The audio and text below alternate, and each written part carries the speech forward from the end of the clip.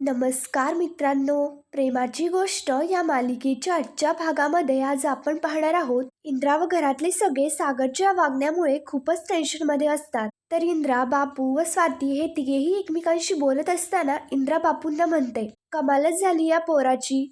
सईला सोडून दुसऱ्याच पोरीला शाळेतनं घेऊन आला. असं कोणी वागल का कधी? तेवढ्यात लगेच तिकडनं सागर येतो. सागर कोणाशी काही न बोलता तिकडनं चालायला लागतो, पण मात्र इंद्रा त्याला थांबवते. इंद्रा म्हणते, मला तुझ्याशी बोलायचंय. तिथे मुक्ताई येते. तर इंद्रा सागरला म्हणू लागते, गेले 2 दिवस मी बघतीये ती सई तुझ्याकडे यायला घाबरतीये. कणाला एवढा रागराग करतोस? आज तर कमालच झाली. आपल्या पोरीला सोडून दुसऱ्याच्याच पोरीला घरी घेऊन आला. काही समजलं नाही का तुला? लगेच मुक्ता म्हणते, समजण्यासाठी यांच्या डोक्यातला राग तर गेला पाहिजे. आज यांच्या रागामुळे फक्त आपल्याच घरातल्या मुलीला नाही तर दुसऱ्याच्याही मुलीला त्रास झाला. मुक्ता सागरला विचारते, सागर एक गोष्ट मला सांगा, घरी येईपर्यंत आपल्याबरोबर आपली मुलगी नाही तर दुसऱ्याची मुलगी आहे इतकंही लक्षात नाही आलं का? अहो, इतक्या कुठला राग आहे डोक्यात आणि कुठल्या इतक्या गहन विचारत होतात की तुम्हाला ही गोष्ट कळलीच नाही. तर सागरला लगेच तेवढ्यात हर्षवर्धनचं बोलणं आठवतं.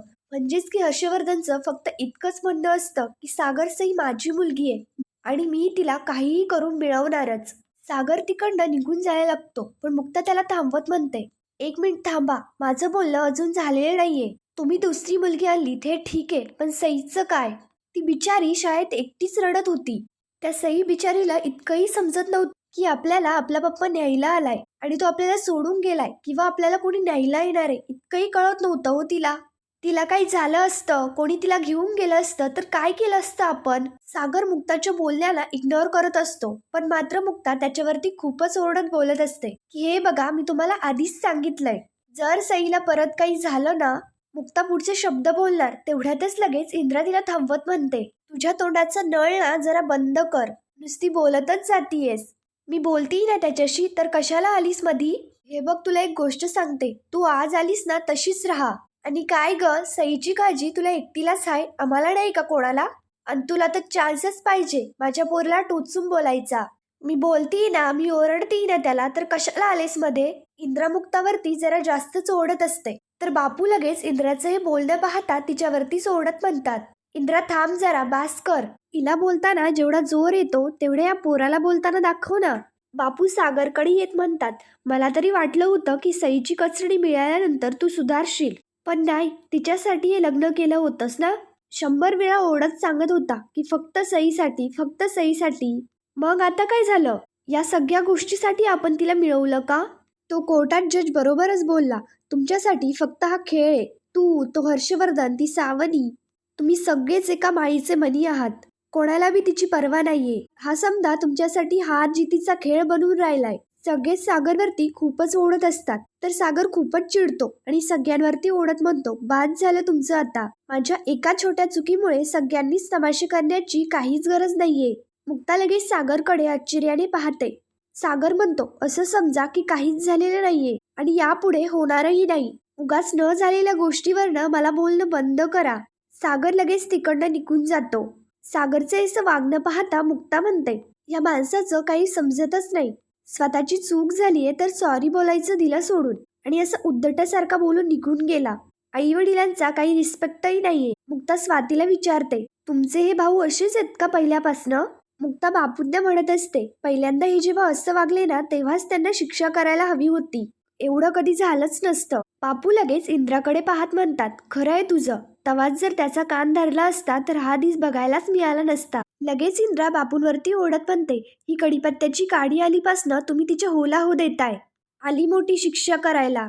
माझ्या पोराला नशिबाने इतक्या शिक्षा दिल्यात, आता तू छडी घेऊन उभी राहणार आहेस का? बापू म्हणतात, अगं इंद्रा, कायम नशिबाच्या नावाखाली पोराला पाठी घालणं बंद करा. बापू म्हणतात, एकदा आपण लई संकट झेलून सईला घरी आणलंय.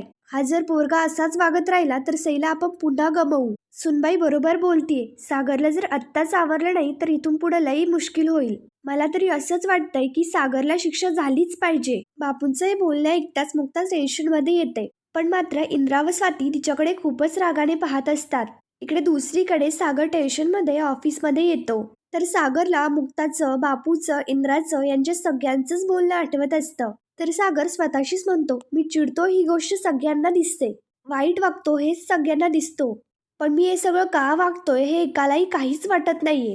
कसं सांगू सगळ्यांना? आपली सई आपली नाहीये हे कसं सांगू सगळ्यांना? सई सागर कोळी नाहीये. मी हर्षवर्धनचं बोलणं सांगितलं, पण याला पुरावा काय? त्याने मला ही गोष्ट सांगितली आणि मी विश्वास ठेवला, पण ही गोष्ट खरी आहे कशावरून? मला या गोष्टीची शहानिशा केली पाहिजे.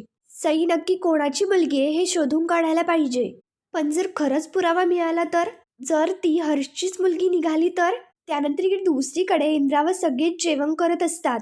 बापू मुक्ताला विचारतात की सई जेवली का? तर मुक्ता सांगते हो जेवली, पण मात्र फक्त तिने 2च ग्लास खाल्लेत. बापू मुक्ताला म्हणतात तूही जेवायला बस. तर मुक्ता म्हणते नाही सईने काही खाल्लेलं नाहीये, मला नाही जाणार जेवण. बापू खरं सांगू तर माझी भूक सागरमुळे मेलीये. घरातल्या मोठ्यांशी लहानांशी उद्धटपणे वागणाऱ्या माणसाशी मला तिटकार आहे. असं वाटतं की असं वागणाऱ्या माणसाला एकदा तरी शिक्षा व्हावी, तेव्हाच त्याचं डोकं ठिकाणावरती येईल. बापूंना देखील मुक्ताचं हे सगळं बोलणं पटत असतं. बापू म्हणतात बरोबर बोलतीयस तू, म्हणूनच मी आज एक निर्णय घेतलाय. आजपासून सागरचं या घरात खाणं पिणं बंद. सागरचं एकही काम कोणी सुद्धा करणार नाही. त्याला जेवायलाच काय तर साधं पाणी सुद्धा कोणी देणार नाही. आणि मी जे बोललं ही काळ्या दगडावरची पांढरी रेख समजा. बापूंचं हे सगळं बोलणं ऐकताच सगळ्यांनाच खूप मोठा धक्का बसतो. इंद्राला तर मोठाच धक्का बसतो. इंद्र बापूंना विचारते अहो काय बोलताय तुम्ही हे? तो आपला पोरगा आहे. तर बापू म्हणतात अगं तो आपला पोरगा आहे हे त्याला बी समजलं पाहिजे. असन तो माझा पोरगा, पण तो मला पोसत नाही. माझ्यात अजून हिंमत आहे, ताकद आहे, मी कमवू शकतो. आणि तो माझ्या घरात राहतो, मी त्याच्या घरात नाही. बाबू त्यांच्या घरामध्ये आत्ताच नवीन नोकरीला लागलेल्या मोरकलीला म्हणतात की जे काही जेवण राहील ते डब्यात भर आणि सगळं आपल्या घरी घेऊन जा. पण मात्र इंद्रा म्हणते काहीच गरज नाहीये नीता, माझा पोरगा जेवायचा राहिलाय अजून. बापू म्हणतात मी सांगितलंय म्हणजे सांगितलंय. त्याला आपली काळजी नाही, तो आपला विचार नाही करत तर आपण त्याचा का करायचा? एकाही माणसाची धड बोलत नाही, लहान्यांना मोठ्यांना इज्जत देत नाही, हे काय बी नाहीये त्याच्या डोक्यात. बापू इंद्राला सक्त ताकीद देत सांगतात की मी सांगितलेली शिक्षा आत्ता या क्षणापासून सुरू होतीये. बापूंचे हे बोलणं ऐकताच इंद्रा मात्र मुक्ताकडे खूपच रागाने पाहत असते. सगळ्यांनाच खूप टेन्शन आलेलं असतं.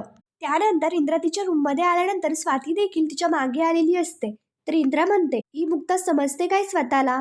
तिनं अजून माझा राग नाही पाहिला. मला जर राग आला तर हाताला धरेल आणि 101 मध्ये सोडून येईल. स्वाती म्हणते बघितलंस ना मम्मी, बापू तिच्या होला हो करून स्वतःच्या पोराला शिक्षा देत आहेत. ही मुक्ता नाही तर तेलाची पाईपलाईन आहे. आग दिसली की धार उठते. इंद्रा म्हणते ती म्हणाली की लगेच तिच्या होला हो म्हणते. मला मान्य आहे की सईवर तिचं प्रेम आहे, पण सगळं प्रेम सईवरतीच करायचं. सागर पण तिचा नवराच लागतो, त्याची नको काळजी करायला. स्वाती म्हणते नाहीतर काय, बापूंनी तिचं म्हणणं ऐकून स्वतःच्या पोराला शिक्षा केली. इंद्रा म्हणते तिने माझ्या पोराला शिक्षा दिली काय? आता कोयत्याची शपथ घेऊन सांगते मी तिला माझी जागा दाखवीनच. इंद्रा देखील मुक्तावरती भयंकर चिडलेली असते. त्यानंतर दुसरीकडे मुक्ता खूपच टेन्शन मध्ये असते. तिला सागरचं बोलणं आठवत असतं. तेवढ्यात तिथे माधवी आणि पुरुषोत्तम येतो. लगेच ते दोघेही मुक्ताकडे येतात. माधवी मुक्ताला विचारते तू का बसलीयस अशी? तर मुक्ता लगेच म्हणते जेवणं झाली आहेत, सईही झोपलीये, म्हटलं शतपावली करूयात. माधवी विचारते मुक्ता तू बरी आहेस ना? मुक्ता सांगते मी मस्त आहे, तेही एकदम. ते तिघेही एकमेकांशी बोलत असतात, पण मुक्ता मात्र खूप टेन्शनमध्ये असते. पुढील भागामध्ये आपण पाहणार आहोत दुसऱ्या दिवशी सकाळी सगळे नाश्ता करत असतात. तर सागर येतो आणि म्हणतो पेपर कुठे आहे? तिथे बापूही असतात, तर कोणी सागरचं काही म्हणणं ऐकतच नाही. स्वाती तिथेच नाश्त्यासाठी बसलेली असताना सागर त्याचा शर्ट स्वातीच्या अंगावरती फेकत म्हणतो मला ऑफिसला जायचंय, पटकन याला इस्त्री कर. सागर म्हणतो हे काय चाललंय? मला निदान इथे चहा तरी मिळणार आहे का? इंद्रा सागरला चहा करून द्यायला जायला लागते, पण बापू इंद्राला थांबवत म्हणतात इंद्रा थांब, काहीही गरज नाहीये कोणी कोणाला चहा नाश्ता द्यायची.